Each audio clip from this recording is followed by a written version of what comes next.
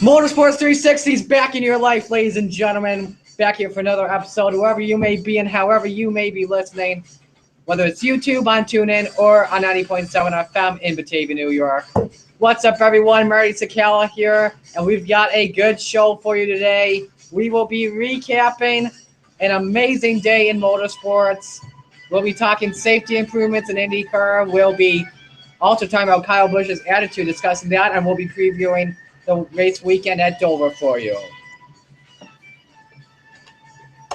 But first of all, we have to say hi to our panel we have for today's show. We actually have a new guy on the show, and that is my boy Kelvin. Say hi, brother. What's up, guys? I just wrecked. You just wrecked? I just wrecked. You just wrecked, and I'll put it on your mic for you, on mic 4. Oh, crap. I just realized our mics were not on.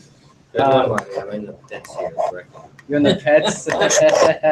Can't go faster than 55 miles an hour. But anyway, yeah, Motorsports 360 back in your life. Marty Sakala here with Kelvin LaPierre. And our usual panel for tonight. Say hi to them. First off, we've got Michael Kelly. Hello, Radio World and YouTube World. And we also got, whoa, that's pretty loud. And then we also got Cody Smart. And hello, radio, and hello, YouTube. And don't forget, Marty, I made one of the biggest radio derps in my career last week. Yes, you did, derp. You did. Oh, my gosh. Yeah, that was good. Yeah.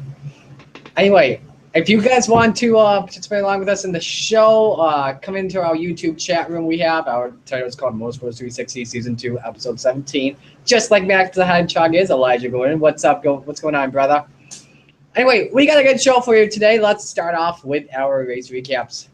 First off, let's get you guys to meet Kelvin personally. He is a Casey Kane fan and is a NASCAR fan as well. And in case you guys actually may remember him from one episode, let's play it real quick.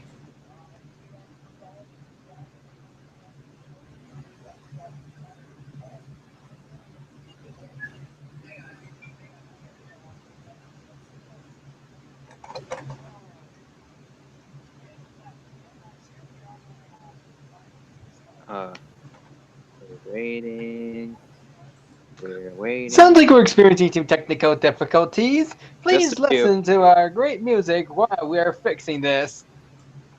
Kelvin. It's not Kelvin. Cody, I'm playing something real quick. Okay.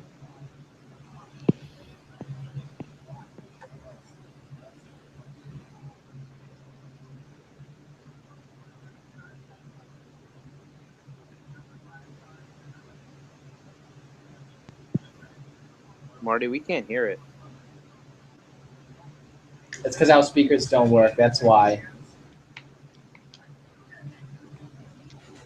I keep breaking our speakers every time. Yeah.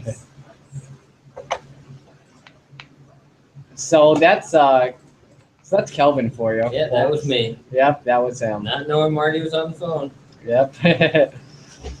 So anyway, let's start off with our race recaps. We start things off with the Coca-Cola 600. I have that as I get the camera back to focus on your boy. So anyway, this race was really interesting because it was not a usual 3-stage event. It was a 4-stage weekend. Each stage was 100 laps long. Starting things off around the 18th to the 19th lap, Jeffrey Earnhardt leaking fluid or some grease fluid, and then a part breaks off of Earnhardt's car, and Chase Elliott actually hits that piece, grenading the engine, sending that one on fire. And Brad Keselowski was then slipping around in the fluid, and then he rear ends Chase Elliott. They're both done for the day. But what was really awesome to watch, Martin Truex Jr. and Jimmy Johnson, they missed the wreck overall, which I think could have made a SportsCenter top 10. Anyway, stage 1 was won by Kyle Busch, Martin Truex Jr. second, Kevin Harvick third, Jimmy Johnson fourth, Matt Kenseth fifth, Kyle Larson sixth, Ryan Blaney seventh, Clint Bowyer eighth, Kurt Busch ninth, Jamie McMurray 10th. Then we get to stage 2. Matt DiBenedetto hits the wall, takes him out of the race, and then we have our huge rainstorm coming up, a big downpour. If you were watching on Fox, you couldn't even see all the TV cameras we had on the screen. What they had when they were looking at showing Chris Myers and Michael Waltrip. But we got the race back going, luckily, and that was won by Martin Truex Jr., Jimmy Johnson second, Matt Kenseth third, Kyle Busch fourth, Kurt Busch fifth, Jamie McMurray sixth, Austin Dillon seventh, Eric Jones eighth, Kyle Larson ninth, and Denny Hamlin 10th. Then we get to stage number 3. Kyle Larson, he tags the wall. He is done for the day. That was actually his first DNF of the season. I'll mention that. Your stage 3 top 10, Denny Hamlin, Kyle Busch, Matt Kenseth, Martin Truex Jr., Eric Jones, Kurt Busch, Kevin Harvick, Daniel Suarez, Dale Jr., and Austin Dillon. Now, something really interesting, Jimmy Johnson and Martin Truex Jr. were battling for the lead throughout most of the race, and during pit stops, Truex's teammate, Eric Jones, is in front of Jimmy Johnson, and they were stopping at a specific place that Johnson's team was not happy about. However, though, it is in the rules. We will mention that.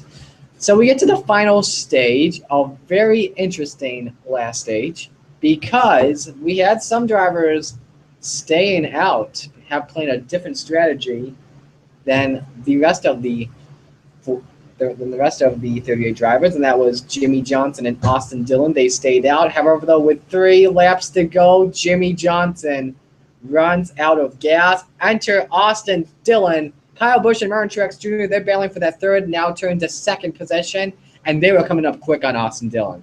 Like, I don't know how quick they were, but it was close. And Austin Dillon gets his first victory. That's his first victory in 133 Cup Series starts. 9 cautions for 53 laps.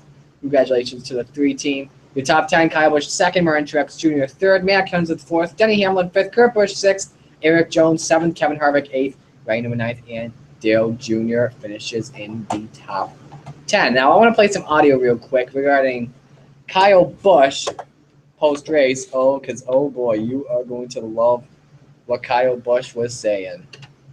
And you guys on Hangouts, you're not going to be able to hear it on the radio. You will be able to hear it, though. Here's the first one. This was his radio after the race.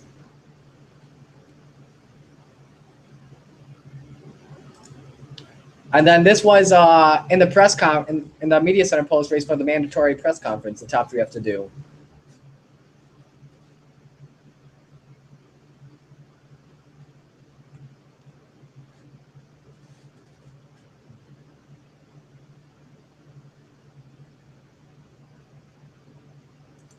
I wanted to play those 2 bits of pieces for you. So now let's move on to the Indy 500 that took place. Holy cow, this is, in my opinion, the best race of the weekend. So it started out crazy around lap 50, I think around lap 50 during that time. So lap 53, Jay Howard in the 77 tags to the wall, and Scott Dixon with nowhere to go ramps up and over the 77, and his car goes so high it goes into the catch fence, rear ends it, and then goes up and over, upside down, and then back on all 4 wheels. Luckily, though, both drivers were okay. That's unbelievable. Lap 66, we had another caution out for Buddy Lazier Connor Daly, and Jack Harvey. And then lap number 122, Buddy Lazier then spins out in turn number 2. And then here's the thing. Here's a big story going into the Indy 500. Honda versus Chevy. The Hondas had more power to their engines, but they were less reliable. Began on lap 137. Ryan Hunter-Reay blows an engine, and then Charlie Kimball blows an engine on lap 167. And then the talk of the town, Fernando Alonso, an Formula One world champion, 2-time, I should say. He was looking to win the Indy 500, but then lap 180, he blows up.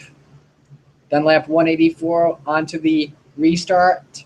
A big one breaks out between Joseph Newgarden, James Hinchcliffe, Will Power, Oriol Servia, and and James Davidson. I was about to say Sebastian Bourdais for a moment, but he's out.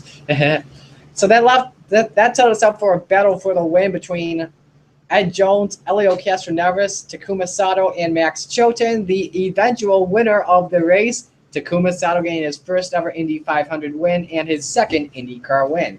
Castroneves finishes second, Ed Jones third, Max Chilton fourth, Tony Kanaan fifth, Juan Pablo Montoya sixth, Alexander Rossi, last year's Indy 500 winner, seventh, Marco Andretti eighth. How about Gabby Chavez in the 88 for Harding Racing, finishes ninth, and Carlos Munoz rounds out the top 10. Now we get to the Formula One Monaco Grand Prix that took place.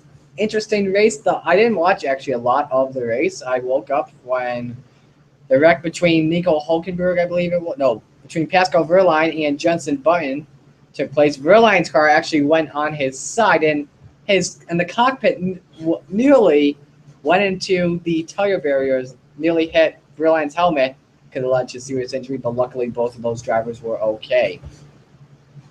And then a bunch of drivers retired from the race. And the race winner, though, Sebastian Vettel, Kimi Räikkönen second, Daniel Ricciardo third, Valtteri Bottas fourth, Max Verstappen fifth, Carlos Sainz sixth, Lewis Hamilton seventh, Roman Grosjean eighth, Felipe Massa ninth, and Kevin Magnussen 10th. I want to give credit to Grosjean and Magnussen because they drive for the Haas F1 team that is in the U.S. They got their first points of the weekend as they finished 8th and 10th, respectively. Congrats to those guys. Then we get to the... You should also mention that Lewis Hamilton started in 13th and worked his way up to 7th. Oh, yeah, that too. We'll mention that. Power, but in Formula One, that's pretty impressive. Mm-hmm. All right, now we will get to the Xfinity Series race taking place at Charlotte as well. So I won't talk about the cautions. The race was pretty boring a lot. So stage one, the top 10 was Kevin Harvick. Who was the twin again? Denny Hamlin. Yeah, Hamlin. Cole Custer, Ryan Blaney, Brennan Poole, Tyler Reddick, Austin Dillon, Ty Dillon. Who was in the 22 again? I forgot. It was Brad Keselowski. That's what it was. And Ryan Reed. And then stage two, the top 10. Ryan Blaney, once again, followed by Eric Jones, Austin Dillon, Kevin Harvick, Cole Custer, Darrell Wallace Jr., Ryan Reed, Ty Dillon, Brad Keselowski, and Brennan Poole. And at the end of the race winner, Ryan Blaney, Kevin Harvick finished second, Austin Dillon third, Christopher Bell fourth, Denny Hamlin fifth, Brad Keselowski sixth, Cole Custer seventh, Brennan Poole eighth, Brennan Gaughan ninth, and Tyler Reddick rounds out the top 10. Oh, I had a correction actually. Johnson actually ran out with 2 laps to go. Thanks, Elijah. Thought it was 3 to go for a moment, but no, it wasn't. All right, now that we are good with our race recaps, let's get to the headlines that we've been given from the past week. NASCAR teams will be displaying their Autism Delaware decals at Dover, as you guys know, every year during the May or the June race, whenever it is. The sponsor usually of that race is Autism Speaks. So this weekend, all the drivers will have a special decal on their cars and trucks. Autism Delaware, which is a leader in the first state on autism awareness. Since its founding in 1998, they are working to raise funds and awareness during this race. It's the 11th consecutive year that Dover Spring Race has been sponsored by Autism Speaks. Ross Chastain will be making his Cup debut at Dover this weekend. He'll be attempting all 800 miles, first in the truck race, driving the number 66 on Friday night. Then Saturday afternoon, driving the number 4 in the Xfinity Series. And then Sunday, he'll be driving the number 15 machine for Premium Motorsports. His sponsor will be Protect Your Melon. He is involved with Florida watermelon growers. So it should be interesting to see what he does. Imagine this, if Ross Chastain pulls off an upset and wins all 3 races in one weekend. That'd be hilarious. But it won't. Storehouse Racing and Nature's Bakery, they've been having a little bit of controversy throughout the past few months. Nature's Bakery has been a sponsor of Danica Patrick until a few months ago when both parties did not reach an agreement. However, they have reached an agreement now, and you'll see them on as a primary sponsor for 4 races between Danica Patrick and Clint Boyer. They will be announced at a later date. The Grand Marshal for Dover this weekend is going to be Gordon Ramsay. That will be interesting. He is, in case you don't know who Gordon Ramsay is, he's basically the celebrity chef on Fox, which is basically the home for NASCAR in the first half, even though it's on FS1. So Gordon Ramsay, he hosts Hell's Kitchen, Master Chef, and the new show, The F Word. And finally, in NASCAR, 5 icons have been selected as the 2018 NASCAR Hall of Fame class. They will consist of 5 inductees: Red Byron, who was the first ever NASCAR champion; Ray Evernham, the crew chief from Jeff Gordon back in his growing up days; Ron Hornaday Jr., a legendary truck driver / champion; Ken Squire, the legendary play-by-play man for CBS, the first man to call the Daytona 500 in flag-to-flag coverage; and Robert Yates, who is a former legendary car owner. His son Doug Yates now in charge of Roush Yates engines. In IndyCar news, Takuma Sato actually made a total of $2.45 million from an overall purse of $13,178,359. Wow! And I will mention this as well. So you guys know when you're in like a media center, all those journalists, they cannot cheer at all because they got to be professional. You know what I mean, right? Yeah, you definitely can't.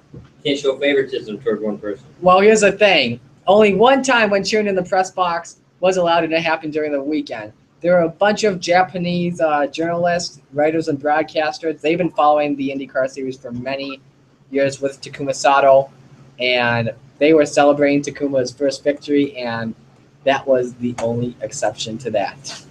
All right, we're going to play a few college announcements real quick. Oh, hey, Jake's finally in here. Sweet. We'll introduce him when we come back for break. But first, we're going to give you a college announcement and a public service announcement. So we'll be right back. Stay with us. Oh, Hi. Hi. Yeah, I need to speak with Mike after this session. Playing a PSA real quick for you guys on YouTube.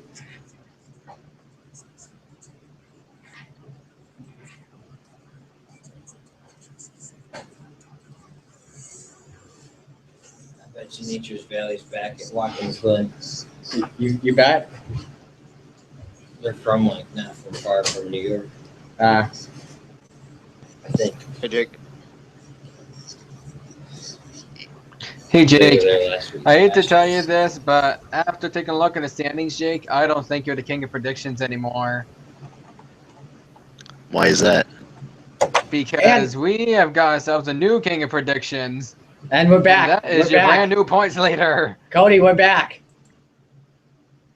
Alrighty, Oh, so sorry. we are back on Motorsports 360. It's now time for our favorite segment on the show where you get the viewers involved, a little bit of discussion time. So the first question for you guys on discussion time is, let me move the camera real quick so you guys can see Kelvin and I. First question on discussion time is, we're gonna talk about what made all 3 races over the weekend some great races. So the first question is, starting off with the first race on the greatest day of motorsports, what made the Monaco Grand Prix great? We'll start off with you, our new guest, Kelvin. I was at work during that. But Oh, you didn't watch it? I couldn't watch it. I was at work. Oh, But the winner made it worth watching. And I heard it was very exciting yeah, it was. because you kept texting me during it saying, "Are you watching?" And I'm like, "Well, I would answer you back when I'm at work." That was regarding the Indy 500. And you text me about the Indy 500. And I was like, "I'm at work, but I will watch it when I get home," which I did. Thank you for spoiling that for me. You ruined it all. But you didn't ruin the Coke 600 because you could. Yeah, at least. But Marty, good spoiler. no, Right, Marty? there's a lot of stuff. That's one of the races that's got to be on your bucket list to go to, is the Monaco. So that's all I got to say about Nice. that one. I didn't watch that one. All right, now let's go to our panelists online. Let's go to you, Michael. What made the Monaco Grand Prix exciting was the fact that we actually had passing. If you watch Formula One fan, if you're not a diehard Formula One fan, because diehard Formula One fans will say there's always passing. It's such a great sport. Like, yes, it is, but there's not a whole lot of passing. There's a lot of passing. No, checking the transmitter. Very frequent racing that we That's had. what I was thinking. So we're all in. All right, let's go to you, Jake. My dog is growling. Yeah, one thing, I didn't watch it, but I also have some breaking news regarding the Dover race. Ryan Sieg will be in the 83 this week. Oh yeah, I forgot to mention that. Ryan C. I've been seeing a lot of Facebook posts on it. That's pretty big. Driving the 83 this weekend, I mean- am I correct? Yeah, didn't like Sebastian Vettel win that, or am I thinking of someone else? Vettel won Monaco, yeah. Okay, yeah. Sorry, Vettel won Monaco. I only watched like certain clips, not the whole thing. All right, let's go to you, Cody. Okay, before I say anything, Marty, if you keep on spoiling things like that, I'm about to make a new TV show called Marty Ruins Everything. Oh, Well, to be fair, it man. was me that pretty much spoiled it. Spoiled it! Okay, so going back to the Monaco Grand Prix. Now, here's the thing. I woke up in the morning, and it was late morning when I got up, and then I turned on the TV, and I just so happened to say, hey, when's the Monaco Grand Prix goes on? So then I turned to that channel, and next thing you know, they're on lap 1. Or they were about to start the Monaco Grand Prix. That's what it was. I watched from start to finish, and oh, man, it was wicked exciting. Let me tell you that. And to be honest with you, I am not a regular Formula One fan, but the racing there was awesome. It was a great way to kick off the special day of racing. It's not really that special, but it is special in other ways, especially that it's a triple header. So yeah, Monaco Grand Prix, definitely a great start to my day. And I'll be moving things on to you, Marty. All right, I'm gonna say that I didn't really. Once again, I'm gonna say I didn't get to watch a lot of the Monaco Grand Prix because I slept in. I missed the start, but I did catch the final like 20 laps of it. In Formula One, you don't see a lot of passing. However, though, for the first win for Ferrari at Monaco in like 16, 17 years, that what made it astounding. That's what made it great that weekend. So next question, what made the Indianapolis 500 great? Let's go to you first, Michael. What made the Indy 500 great? A couple things. Takuma Sato getting his first career Indy 500 win. It's always fun to see these drivers win the Indy 500. They're always so pumped up every time they win it. I wouldn't say the wrecks is what made it great, but everyone was just going for it. They always go for it in the Indy 500, but this year seemed to be really, really special. It seemed to mean a lot to everyone. They were all going for it. I was really impressed. They've got everything down pat at Indy. The fans, the aero package and everything that they have with the cars and the passing and everything. Everything is great with that race. Very pleased overall. Maybe NASCAR should have an aero package similar to what the IndyCars use in the Indy 500. Yeah, maybe. Yes. Yes. Yes. Yes, that would sound pretty good, especially in the 1.5 mile races. You don't get too many passing, you get following the leader until the end of the stage. All right. All right. Let's go to who's next? Jake, you're next. Yeah, I could just say the finish alone, but the entire race was pretty good. I mean, way to make a name for yourself, Takuma Sato. I mean, I know this is his second career win. He also won like the Toyota Grand Prix at Long Beach a few years ago. That's right. He was battling actually James Hinchcliffe for that win. Yeah, I remember that. But yeah, it's a good way to make a name for yourself, and I kind of hope he wins more races, to be honest. Okay. I find it impressive that he was able to beat Helio Castroneves, and he seems like the king of Indy the past few years. Oh, yeah, that's good. Nice. Yeah. All right. Let's go to Cody now. The Indianapolis 500 was actually a fantastic race. It's like the legit contenders you get this year. It was an amazing and unique list. You got to Kanasano. I know I messed that up drastically. The Fernando Alonso, Ryan Hunter-Reay, and some other guys who were in the front, but probably wrecked or had problems later on. It was fantastic. And whoever was battling for the lead made things more exciting because the passing was great. I mean, these Indy cars got everything now. Maybe except for some safety stuff, but they're working on it. It's a work in progress, especially with that nasty wreck with Scott Dixon and Jay Howard. Oh, man. It was almost like Scott Dixon where they're like, whee! And it's the inner wall. Absolutely, because Yeah. when IndyCar makes safety improvements, they don't stop. They keep thinking of any single thing they can do to make the sport a lot safer, so all these drivers can walk away safely. In my opinion, the best racing overall, what made it great, any driver in that field could have won that race because the drivers you usually see in the battle to win it include Castro Neves, Howard, Dixon, Kanan, Montoya, Newgarden, etc., etc. But we saw drivers we usually don't see up front. For example, Ed Jones, he was up there. James Davidson, Max Chilton. I mean, even though they were playing different strategy, Fernando Alonso, I'll mention that as well, as Alexander Rossi. Those drivers were up front, and that was, by the way, I'll mention regarding Rossi, that was the most competitive I've seen him in any single race.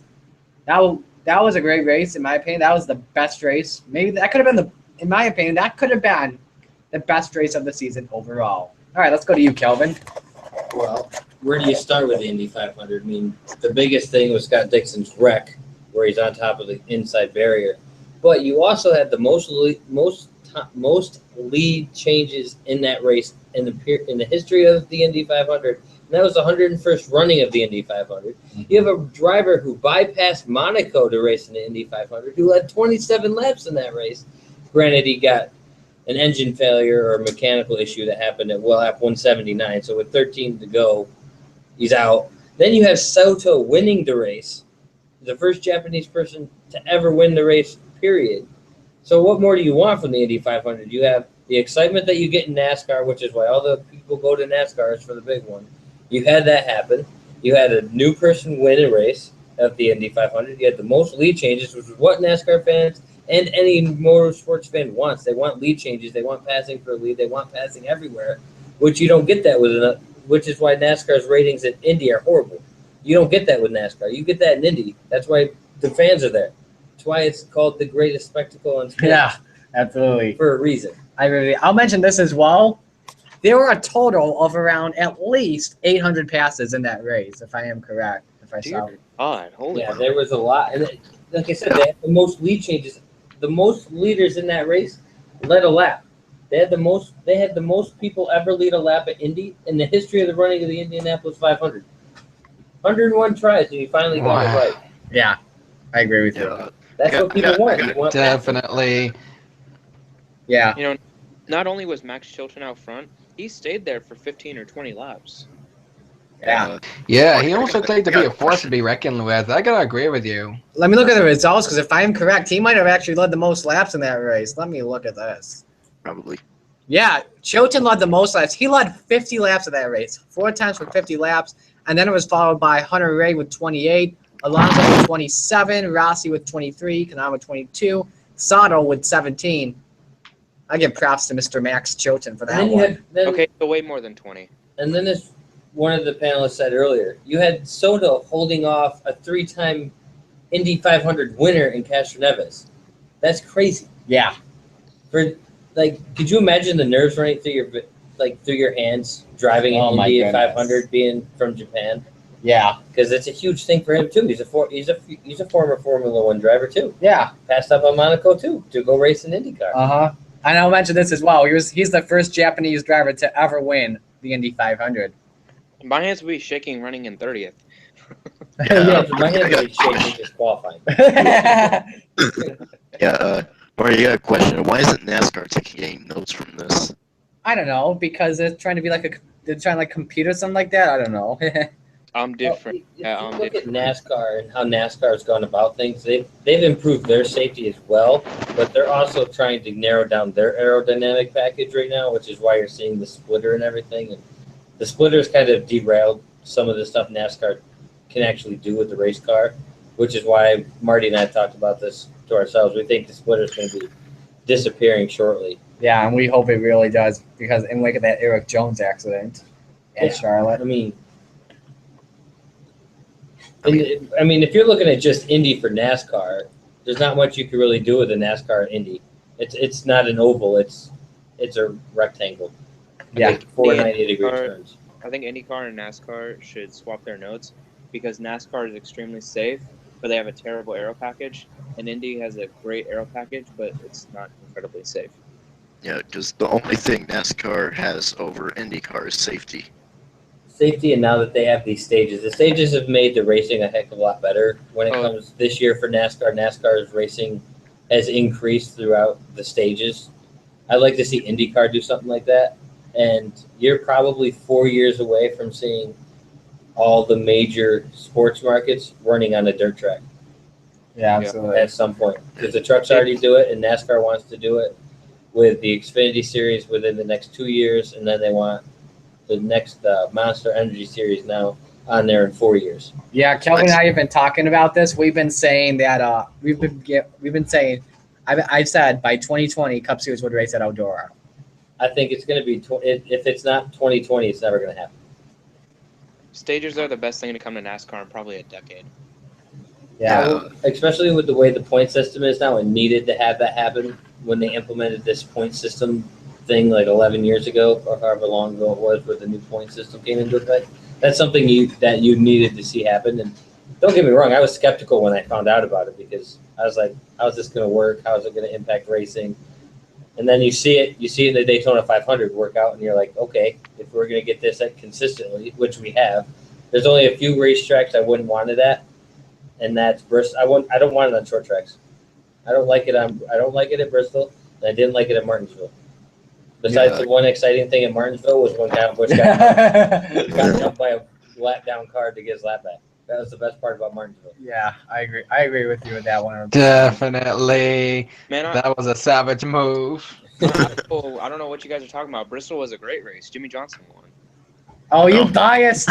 You biased! Wait. Hey, you're Coming from a about- kid wearing a Kurt Busch and Jimmy Johnson championship hat. All Ooh, Marty. Oh my gosh. Man, Yeah, Mike. yeah, Mike. right, so let's get to the third question on discussion time. So, All right. what made the Coca-Cola 600 great? Let's ask you guys that. So let's see who's going first this time. Jake, you're going first. I could just say the winner and just be done with it, but that'd be too easy. I could point out some really good points and some really bad points as well. Now, of course, the stage races was pretty good, and I'm kind of glad they didn't make Charlotte a road course this time, because I feel like it'd be a little bit too early for that. I'm glad to see the three back in victory lane. I mean, it's been such a long time. It's been like Talladega back in 2000. We've seen Dale Earnhardt. Richard Childress, he said he's only give it to his family or Earnhardt's family, the three back, and Austin Dillon just so happened to be there in the 2014. Of course, everybody was skeptical about Austin Dillon, and just last year we saw him improving, and he finally gets a cup win. Alrighty, Cody. Okay, this is a tough one compared to the other two races. But one of the things that was great about it, which is one of my personal reasons actually, was at about 8 o'clock when the rain delay happened, I was actually getting a little tired, and I managed to sleep through the entire delay. Oh, good job, Cody. Good job. Yeah, thanks. Yeah, the problem is I did miss the Kyle Larson wreck. But let's see, what made this race so great other than that would probably be Jimmy Johnson running out of field and Austin Dillon winning the race. I was like, out of all these guys there, well, my pick wasn't able to win the race anymore. So I was like, you know what? If Johnson runs out of field, let's just have Austin Dillon win, because he never won before. And Austin Dillon came so close to winning a couple of times. And let me mention this. Even though I was my camera. All right, even though I was very happy to see Austin Dillon win the 600-mile race, I was bummed that Jimmy Johnson ran out of gas because I picked him to win this race. And that resulted in getting the points laid. Yeah, I picked Truex, I think, maybe. Who did I pick? That's what he all-star race. I think you picked Brad Keselowski, so you only got one Oh, yeah, point I for did. that, Jake. Yeah. Y'all need to stop your complaining. I picked Kyle Larson. And then you got 2 points. Hey, my Warriors. So Oh my gosh. But yeah, my favorite moment was Austin Dillon winning that race. And let me tell you something. The the legacy has been fulfilled. Finally, the Three's legacy has finally been fulfilled upon another driver. And I've been waiting for this forever, and I was excited to see Austin Dillon win. Even though I was sad to see my driver wreck, which, by the way, Brad Keselowski, oh, Yeah. darn Jeffrey Earnhardt, Yeah. I sort of blamed him for that wreck. I think But everyone blamed Jeffrey Earnhardt for that wreck. Of course. Mm-hmm. where's course Dale Jr. when you need him? Yeah, Yeah. he's running off his grandfather's legacy. Mm-hmm. All right. Because you see like this, you see his paint scheme and you see his fire suit. They're like almost exactly like Dale Earnhardt's. I mean, I don't know how it's blatantly obvious at this point. Mm-hmm. Well, I'm going to tell you this. I'm going to mention that I think you guys summed it up. Austin Dillon winning his first race. That was impressive. That was unbelievable. And we'll mention this. It was the first time since 2000 that the 3 car went to victory lane in the Cup Series. That was amazing. And I'll mention this as well on a little side note. I saw a story. Actually, I saw this on Facebook. But you know how the winner always goes on Facebook Live on NASCAR's page? Well, I saw someone put in the chat, because you know how the winner gets like a shotgun? Well, someone in the chat said, put that shotgun in your mouth because you don't deserve the 3 car and you don't deserve the win. Wow. Yeah. Ooh, I think I That's know a who that troll looking is. That's a troll I think I know looking who for that somebody- is. that's You know, a guys, troll. if you don't want to fan. see any of those cancerous, I know, tape fell off. Kyle Busch fan. I'm calling it. It's a Go on Kyle Busch Reddit. fan. The moderators on Reddit are. I'm calling up the blue hedgehog. The male blue hedgehog. I'm calling him. You think it's Voiles? Oh, wait, what? Okay, I'm just confused. Yeah, I'm thinking. Yeah, because after Austin Dillon won, by the way, I saw like on the Google Hangouts and the Team Hedgehog chat, Dave Voiles was hoping that Austin Dillon would fail both race inspection like a lug nut or something, so his win would be encumbered. And like how he's not going to run well at Dover. Even if that happened, just because of the fact that it was the 3 car, I don't think you would have ever found out if that car failed post-race inspection. Yeah. I don't think you would have found that out. I think they Yeah. would have locked that one up and said, 3 cars back in victory lane, it's good for ratings in NASCAR. That's what would have happened. Yeah, that's true. But to answer Marty's question, that besides that being the best part of the whole weekend was seeing the 3 car back in victory lane. Because I'm not sure how old you guys are, but I'm old enough to remember watching Dale Earnhardt from the early 90s all the way up until his passing in 2000-ish. And It was 2001. seeing, like, it was like a matter of months. You had 9/11 happen in September, and then you lose the greatest thing to ever happen in NASCAR after Richard Petty retires. You have Dale Earnhardt, the Intimidator. Gordon is still in his prime. Tony Stewart's in his prime. And then he's gone. Dale Jr. is just cracking into the sport. And he's gone. Mm-hmm. And now you see the 3 car back in victory lane. How can that not be the most signature thing you've seen all weekend? Yeah, I know, right? I mean, granted, hours earlier, well, several hours earlier after a rain delay, you had the first Japanese driver in the IndyCar to ever win the Indy 500. He had the most passes ever in an Indy 500. And then you have the 3 car in victory lane. It just sums up Memorial Day weekend, which is why this is one of my bucket list things to do is go to all 3 of them, Monaco, Indy, and the Coke 600. Mm-hmm. Granted, you couldn't do it all in one day because it's too far, too much of a plane ride to go to. Not with that. Agreed. Yeah, a little side note. I actually I followed the IndyCar series and Indianapolis Motor Speedway on Snapchat. They had a full field autograph session the day before the race. So the autograph session was in the infield. The line was going out of the track. Like the longest I saw was when they were in the outer stands. That's which is crazy for an IndyCar circuit to begin with. Like you wouldn't. I don't think you would get that anywhere else but Indy for IndyCar. And with the Indy 500, that was actually the 66th most popular city that weekend with like around 300,000. It's like between Cincinnati and somewhere else. I forgot what it was. Indy is like kind of in the triangle with Chicago, Cincinnati, and Kansas City. It's kind of like in the middle of all that. Mm-hmm. All right, let's get to the next question on the show. Sure. All right, so pretty simple Sir. question. Marty. What? Oh, we forgot about Michael. Whoops. Okay. We always forget about Coke Michael. 600 was a terrible race. Jimmy Johnson ran out of gas on 1.5. Terrible race. Mike. No, but in all seriousness, this was a historic weekend of racing, and the 3-car going back to victory lane after 17 years, that is just absolutely. Not a huge Justin Dillon fan, but I am very, very happy that he put the 3-car back in victory lane. Not very happy about the guy that he passed, but that's okay. I'm okay with it. He already has 2 wins, and Austin Dillon's in the chase, so that's a good thing. Yeah. Also, people who are hating on him for not mentioning the 3 in his post-race interview, he just won his first race. Get off his butt. I'm sure he mentioned it on Twitter, on his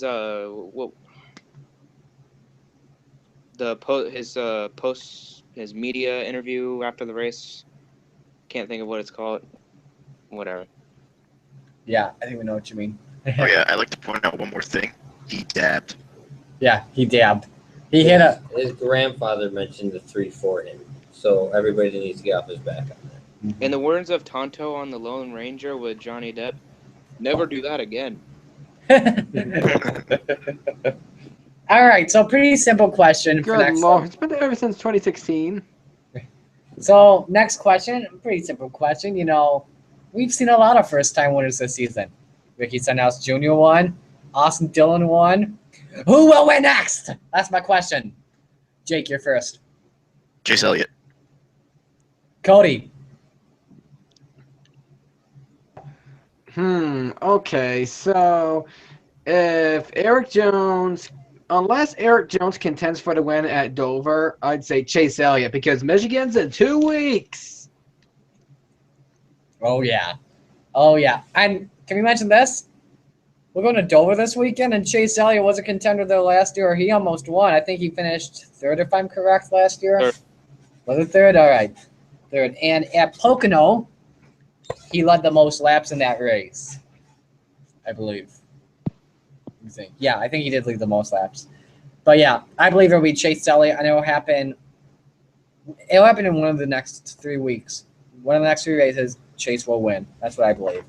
What do you think? You guys are writing off somebody that just took over for somebody who's going to be in the Hall of Fame in 5 years. His name is Daniel Suarez. Oh. He is improving week by week. He will get there before anybody you mentioned. Oh, are you serious? Road course coming up.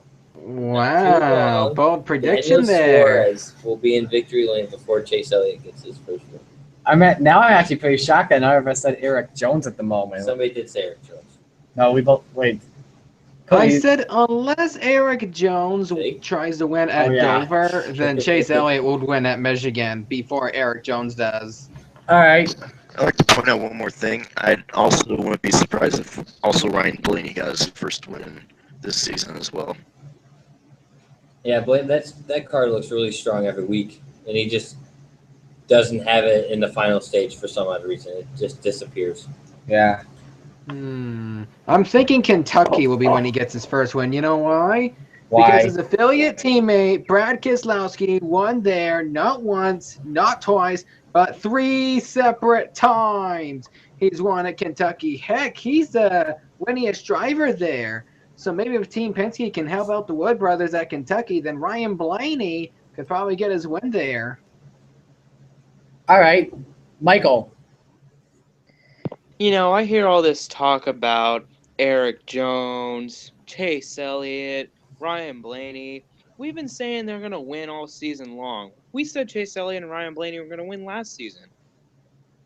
Guess what? It hasn't happened yet. And now Ricky Stenhouse Jr. and Austin Dillon have gotten their first wins before them, and we're all shocked. Look, they have to win eventually, right? No. You guys are missing the most obvious driver here. This guy is on a single car team. He's a wheelman. He's so good with this team. They're not the best out there.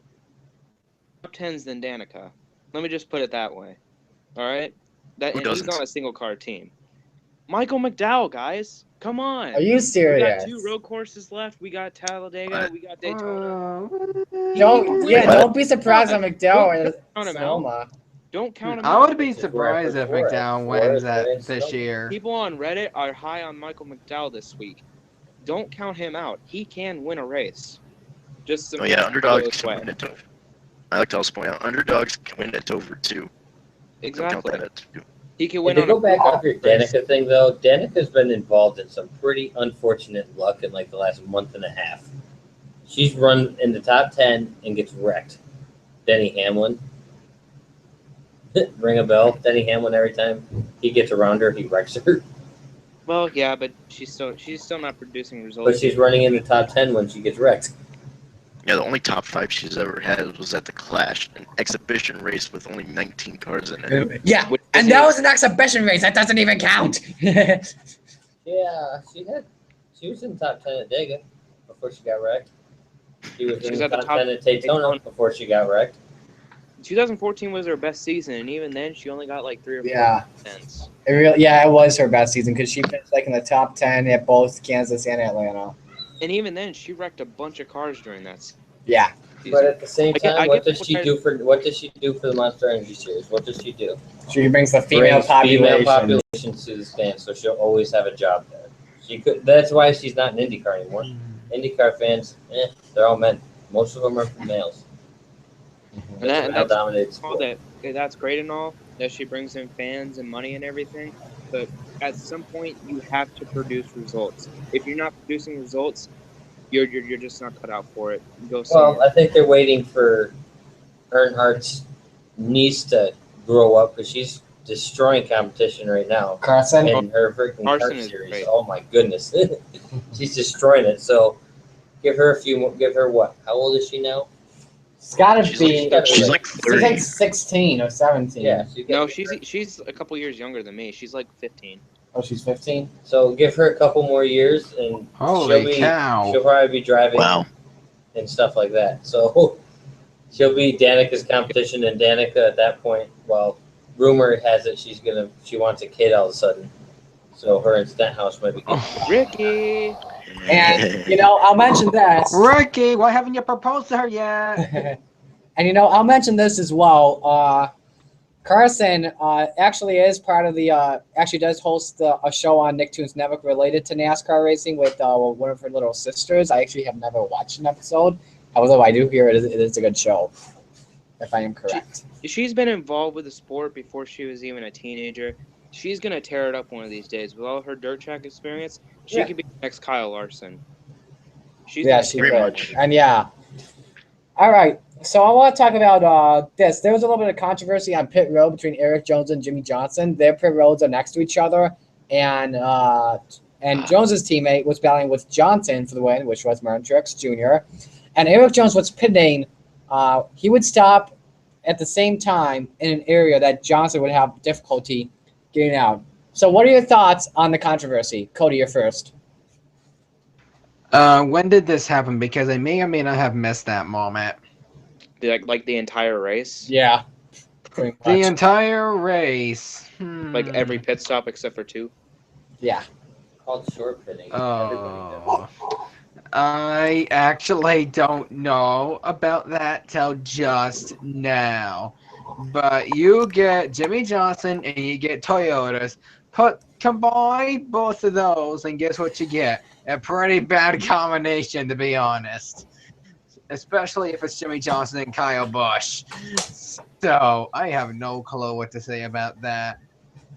It's like, I bet both of them were mad. I'll give you that. Plus, I think Jimmy Johnson got a penalty. No, Eric Jones got a penalty.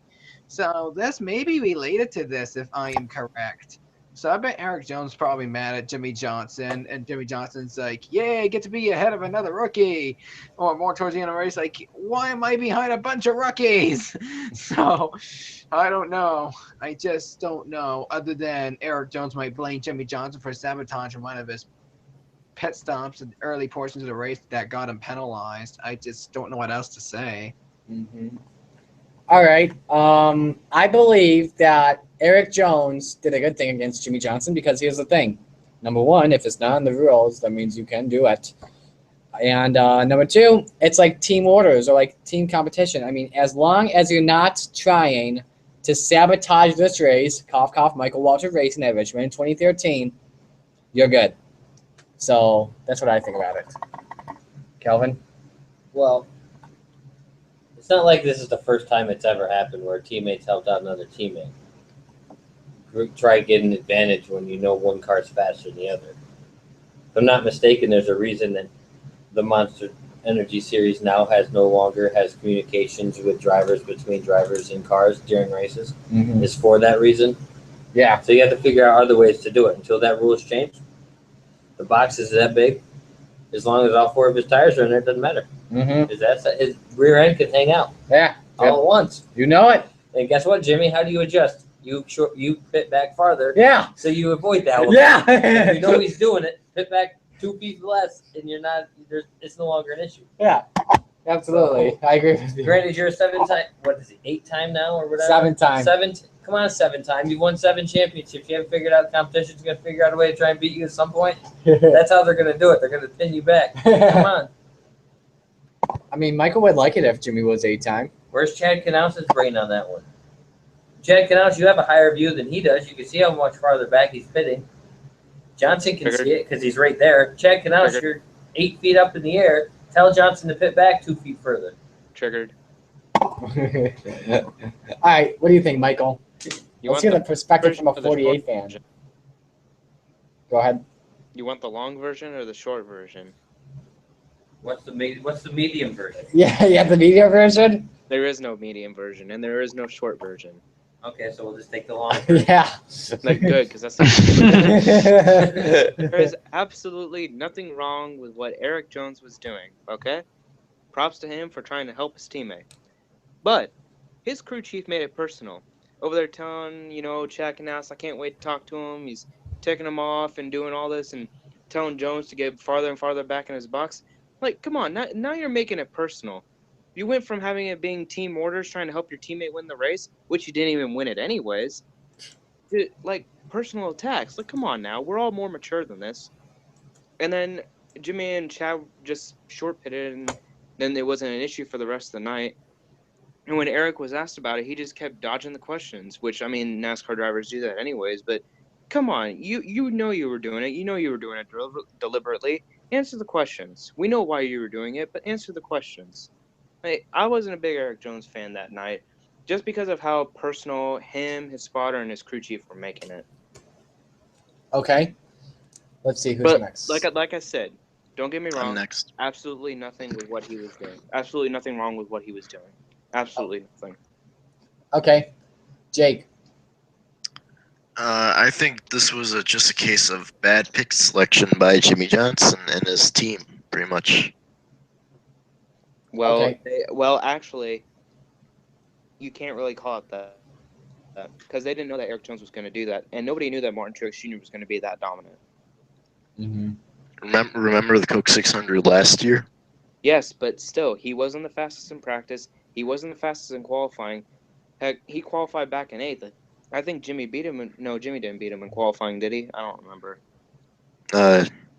All I know is Kyle Larson started 30. All right, what do you guys want to know? I got the results up here right now. Qualifying. Yeah. And Eric Jones qualified ahead of Martin Truex Jr. I'm pretty sure of that. Yeah, Eric Jones qualified 5th, Truex qualified 8th.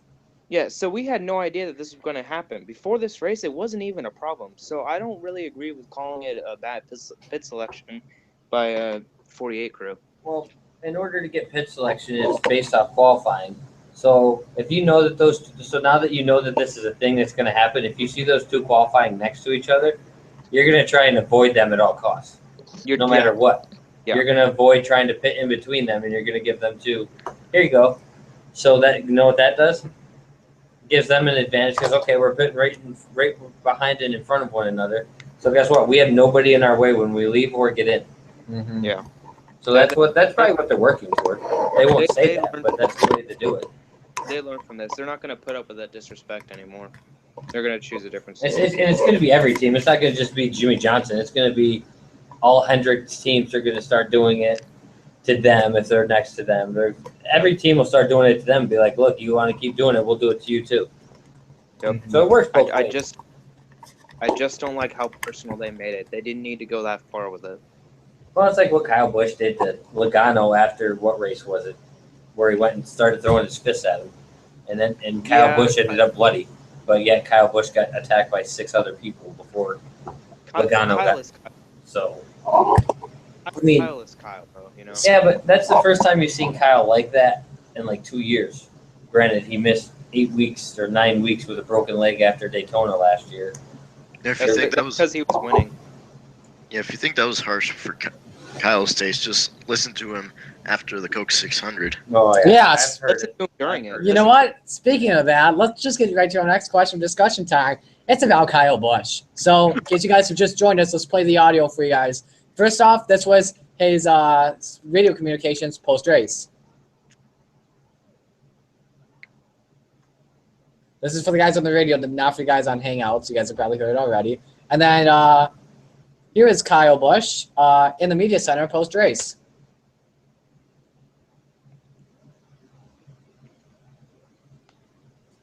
Alrighty, so this will be our final question. Well,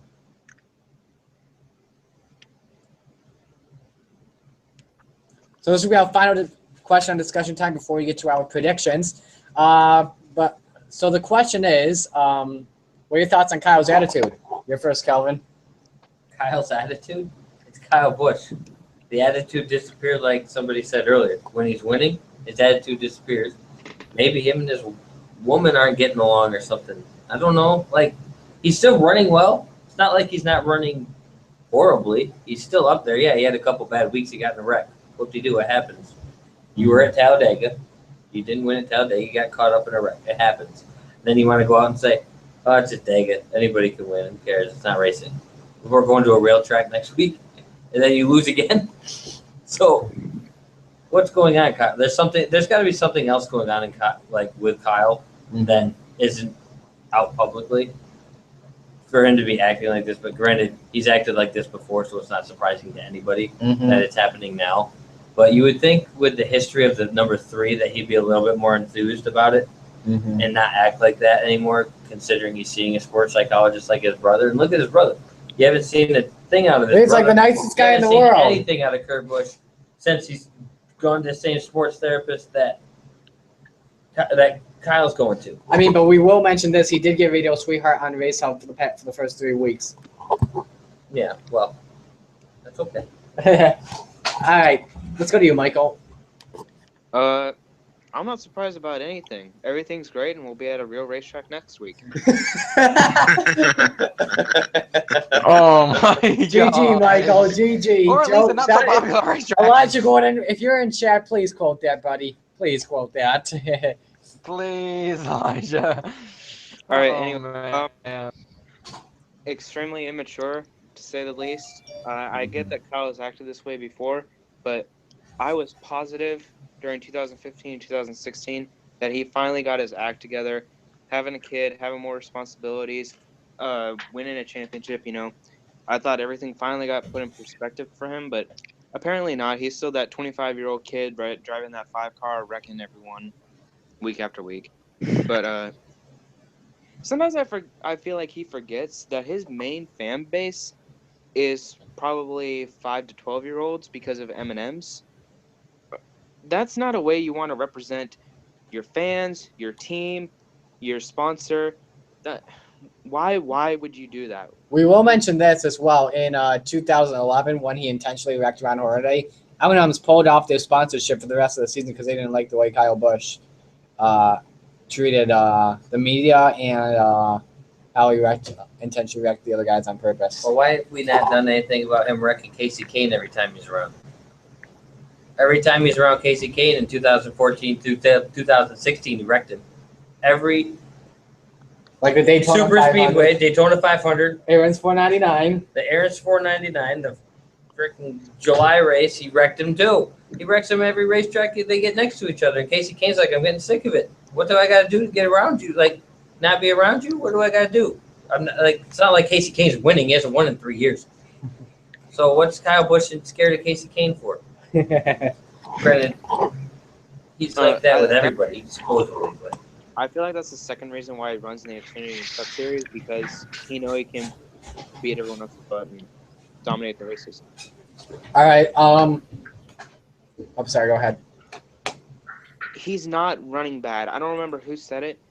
He's not running bad. He's not winning, but he's running top 5 every race. He's leading laps. He's winning stages. He's getting playoff points. Come on, dude. Grow up. You're running fine. You're just not there yet. My dad also mentioned something while we were talking. We were talking a lot of NASCAR this week because he's been listening to NASCAR radio lately. They did this free thing during the week. I don't know.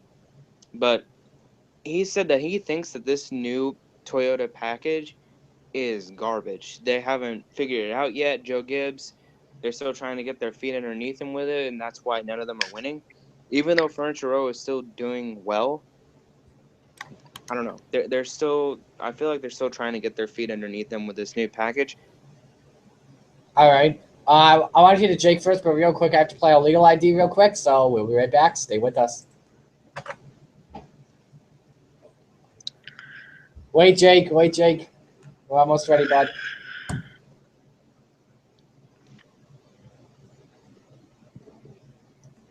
All right, we're back on Motorsports 360. So now we go to Jake. Question is, if you have just joined us, thoughts on Kyle Busch's attitude from over the weekend? Yeah, it's clear to me and pretty much every person that's heard of Kyle Busch. It's quite clear he doesn't like finishing anywhere but first. But maybe if he didn't go in the Xfinity and Truck Series so much, he would have already had his first win of the season. That's just me. All right. You want to say something, Calvin? somebody touched on it earlier. Is that he drives in every series, and you and I have talked about this, Marty. How we cannot stand the fact that Cup regulars are driving in all these other series week after week after week after week. It drives me nuts that they're allowed to do this still. And yes, NASCAR is limited to like 4 or 5 races a year now that you're allowed to run in the Xfinity Series race. But yeah, it seems like Kyle Busch is in every single one of them still, and it drives me nuts. Mm-hmm. Well, I think if we're on that, ban all the Cup drivers from the lower tier divisions. Yeah, it should. All right. Yeah. That's simple. Simple, Brian Fretz. Make up your mind. I want to make a comment on this because on NASCAR radio, Kyle Busch was on there or something, and he said that he runs in the Truck and Xfinity Series because when they hear his name, sponsors come in, money comes in, and they can keep running in the Truck and Xfinity Series, and so can all the other drivers. He said that without himself in it, that there is no truck series, and that's just the shape of it right now. And we all the tweets and everything of how much it costs to run a truck series team. He said it costs around $2.5 million, something like that. Then Brad Keselowski came out on Twitter, said when you add in all the other costs and stuff, it actually costs around $4.5 million to run competitively in the truck series. It is so hard to run in the truck series right now because of the current state of everything. Dale Jr.'s sister, I can't remember her name right now. Is it Kelly? Yeah, Kelly. Kelly. She came out and said that Kyle Busch is 100% correct. Without him, there is no truck series. His name brings in sponsors. And unfortunately, as bad as it is with how much he's dominating, he has to stay in. And they were talking about on the radio this afternoon when I was coming home from school, like they were saying, I don't know if they were doing this just so that they could get viewership or something they have to talk about. They were saying, what if they black out the Xfinity and truck races in local areas so that they could get people to come to the track?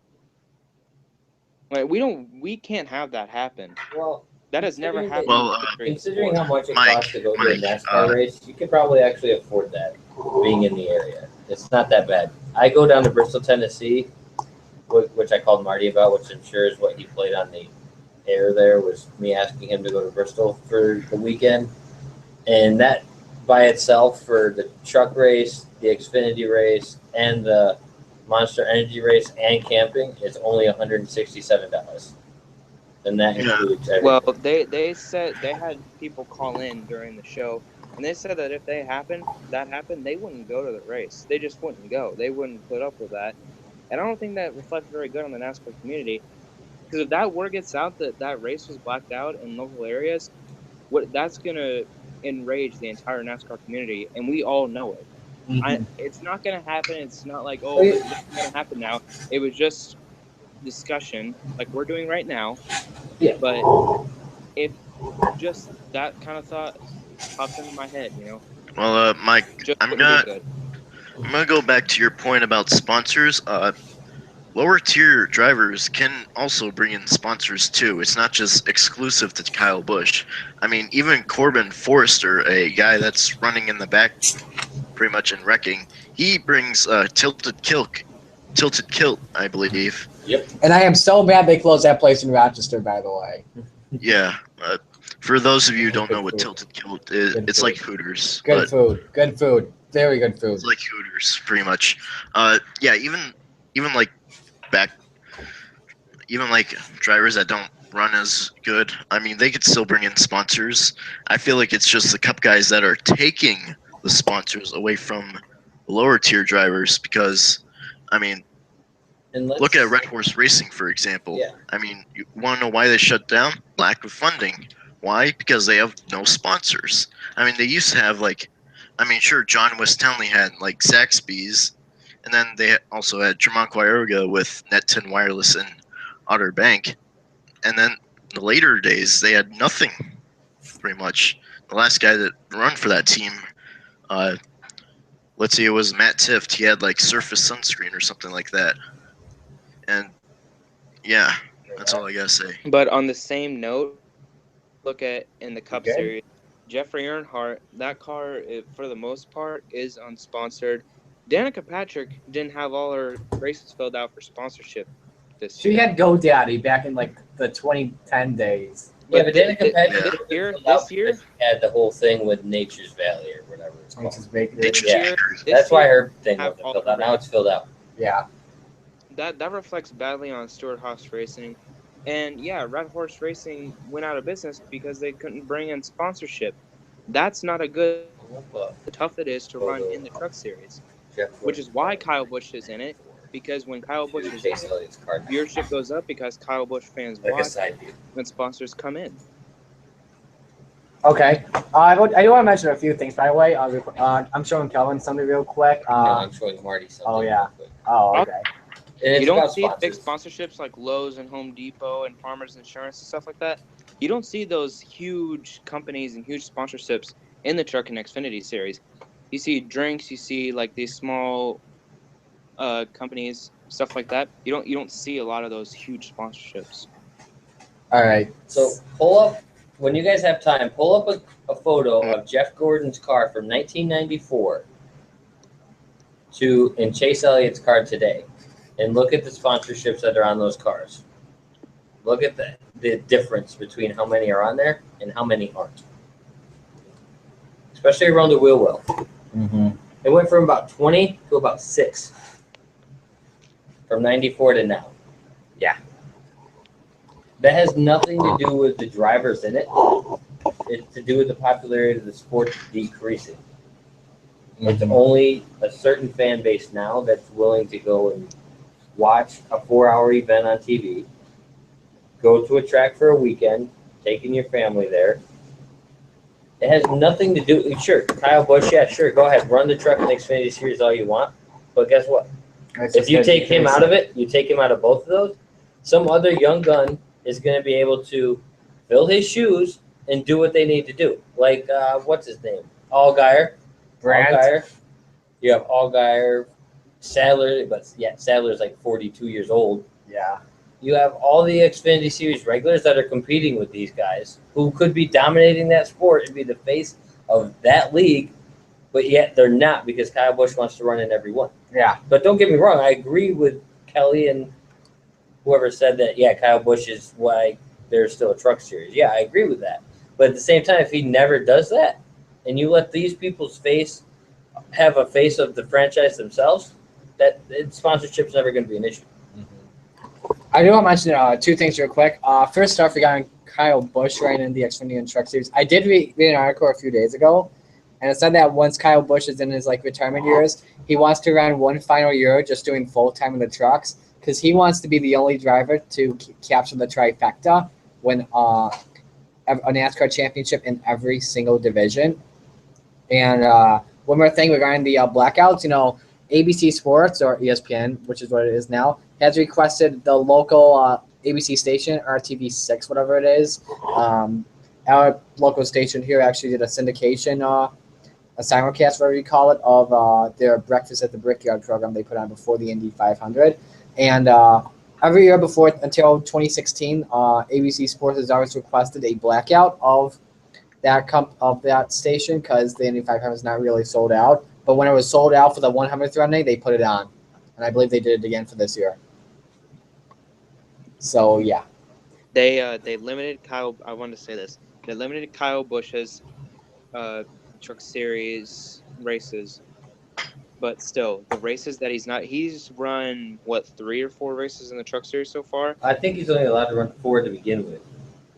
Actually, it's well, 5. I think he's only It's a very ran small number he's allowed to run. twice. yeah, he's Yeah, only he only raced raced twice. twice, I believe, at Kansas and Charlotte. Because he's only allowed to do 5, so. Okay. So you'll probably see him. You'll see him at Bristol at the night race in Bristol. He'll probably run the truck race in that one. He'll most likely run the Xfinity race at Michigan, the truck race at Michigan when they happen. Okay. I don't The know. races that he's not in it.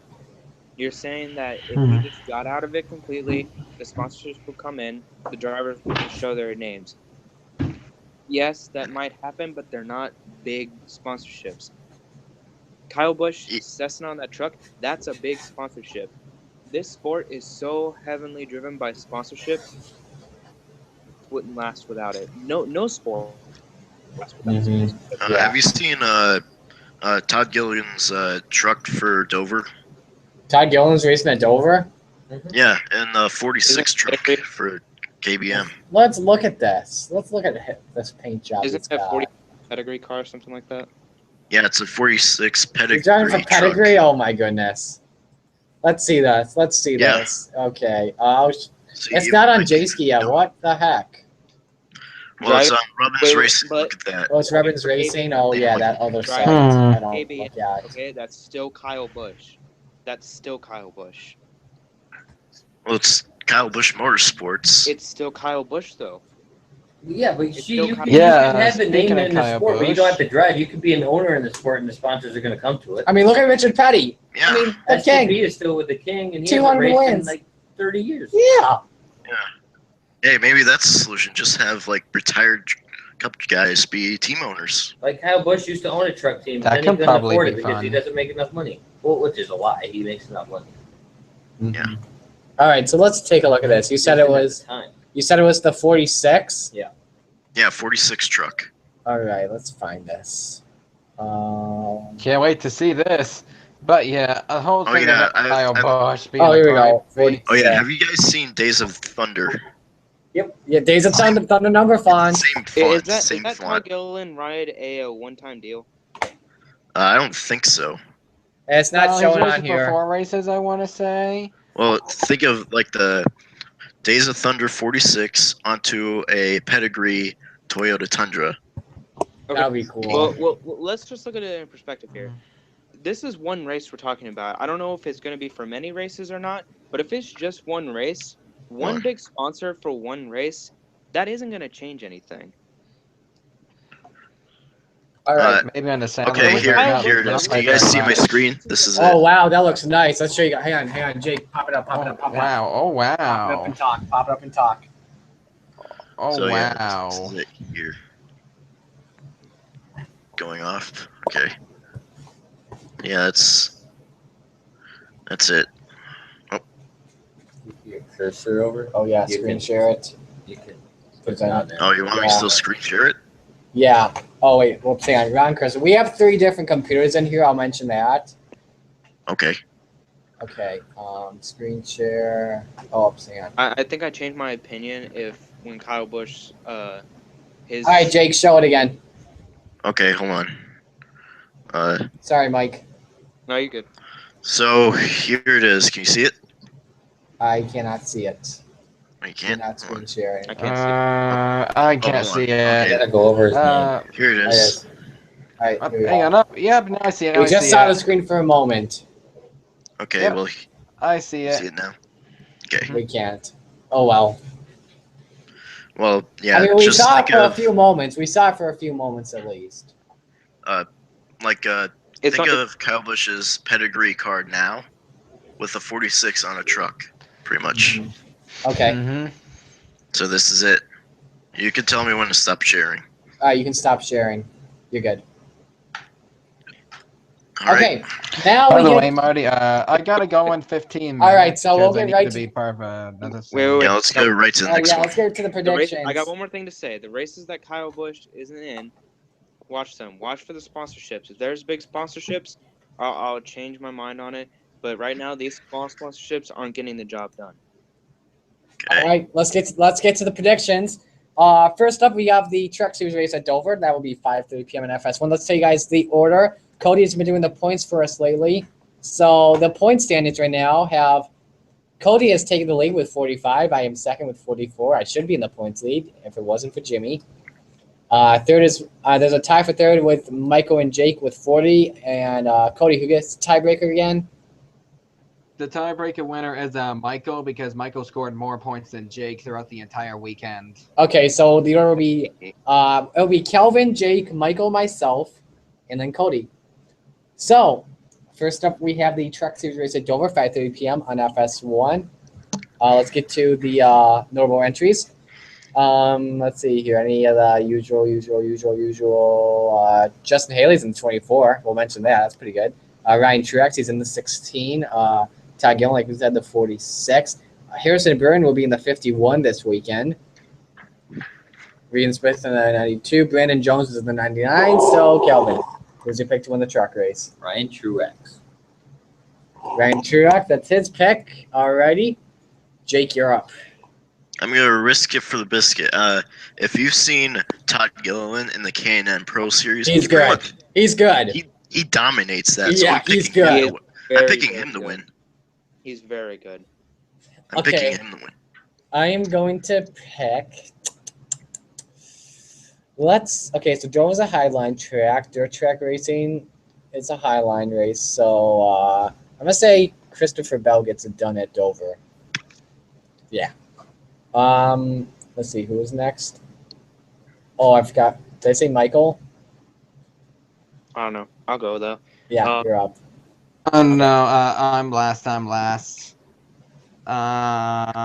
right, so Mike, we didn't do Michael yet. I don't think we did him. No, I didn't.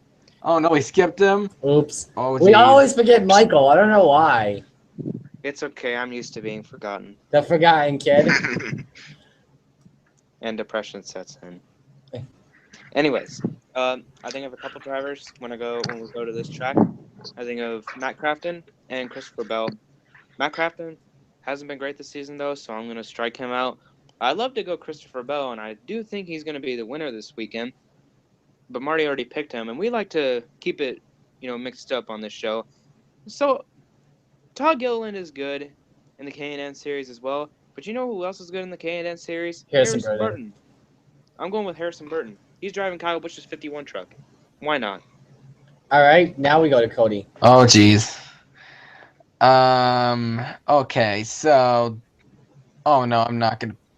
Or maybe. Or you know what? I'm gonna go stinking bald here. Why the heck not?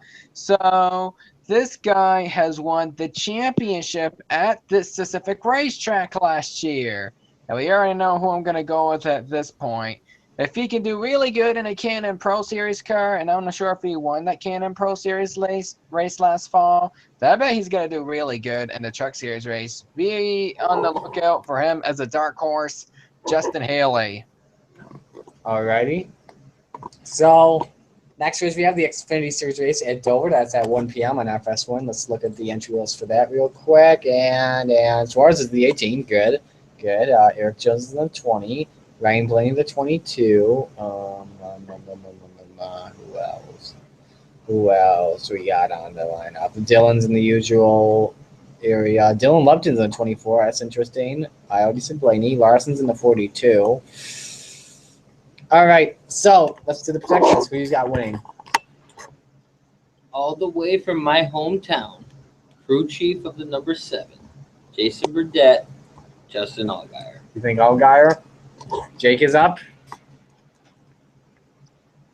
Let's see. I'm not gonna go with Allgaier, and I'll instead go with his teammate in the form of William Byron. William Byron, alrighty. Michael. You got to look at the Cup guys, obviously, when we come to Dover, because obviously, they have so much more experience at this track.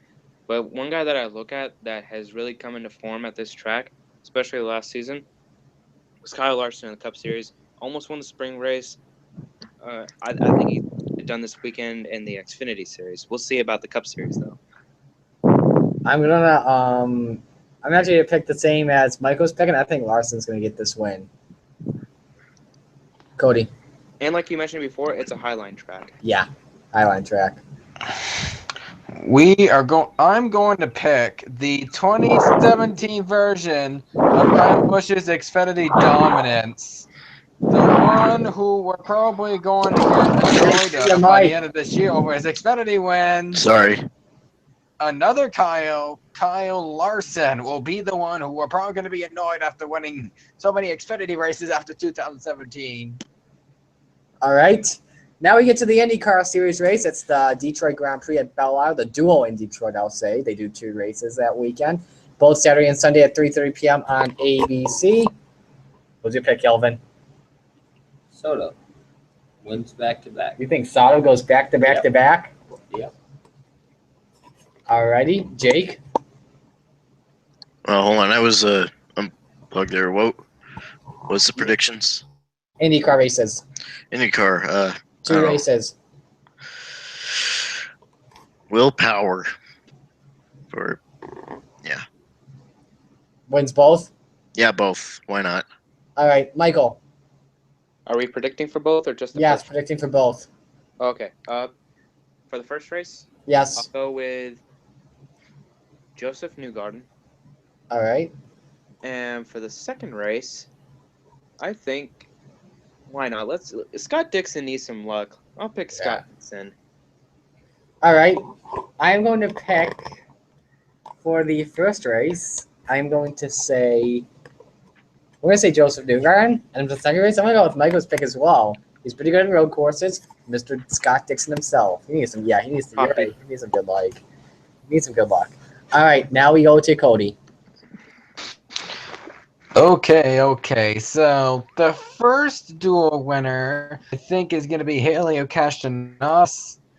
And the second duel winner, I am probably going to go and say between 2 drivers. But you know what? I'm going to stick with the majority and say Scott Dixon. All right. Now we get to the featured race, which means we cannot pick the same drivers as anyone else does. And that race, it is the AAA 400 for Autism Speaks. That's at 1 o'clock Eastern Time on FS1. So, with the diecast, I'll be right back. I gotta get mine. Hang on a second, guys. Move this with us. I literally prepared. I brought 5. I literally prepared 4 or 5 cars just in case all my choices get taken. All your choices will be taken. Mark my words. Like 1 to 6, just let me know. Oh, you might want to watch that. Just to mention to you guys, before this show ever went on radio, once I saw Michael's predictions on the feature races 3 consecutive weeks. Yeah. All right, we are good to go here. Kelvin? Kyle Busch gets out of the snide this weekend and wins it over. Thank you for picking him. Thank you. I'm guessing All right. that was originally Michael's pick. No. I got my The pick. number 1. Oh, shut up. I got my pick. Hold on. All right, Jake? All right. I'm just gonna go with the person I picked last week. Hopefully, I get better luck. Brad Keselowski. All righty. Michael? This guy has slowly been getting worse and worse. He has one of the most famous names in NASCAR. But you know what? Who cares? Jeffrey Earnhardt's going to win.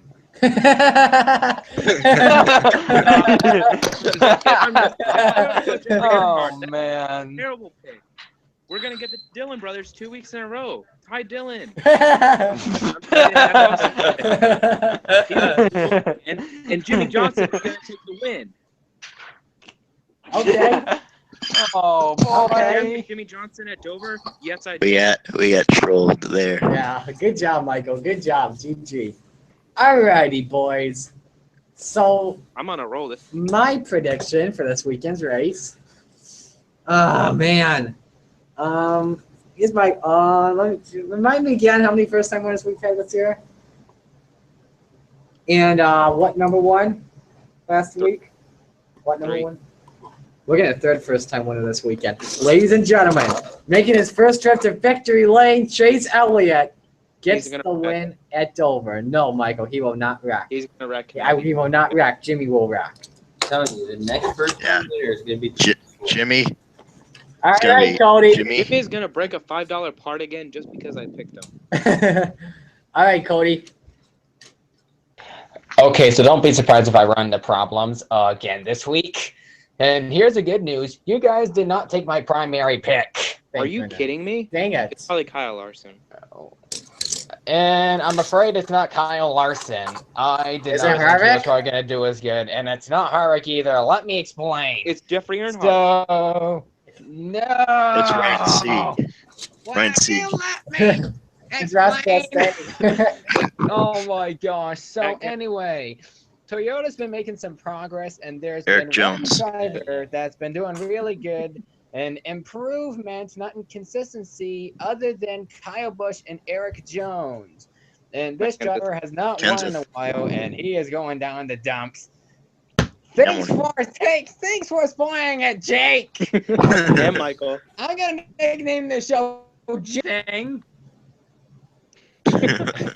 Show the diecast. Oh my gosh. We at least I'm see. trying! My screen! You still can't Oh, work the Cody, camera. this is why we love you, bud. All right, Radio World. Cody still can't work the camera. Okay. Yeah, finally, there he is. Matt Kansas. And I hope he wants a tie car too. We Cody, can't you see do it. the thing. We can't see Yeah. it. Yeah. You gotta be booping me! And this is when I was able to show the camera Yeah. and you guys can't see it. Yeah, Cody, Wow. Cody, This don't is why curse. Cody, the guy that has Wow. problems with the camera. Cody, you see that thing that looks like a camera? Tap it.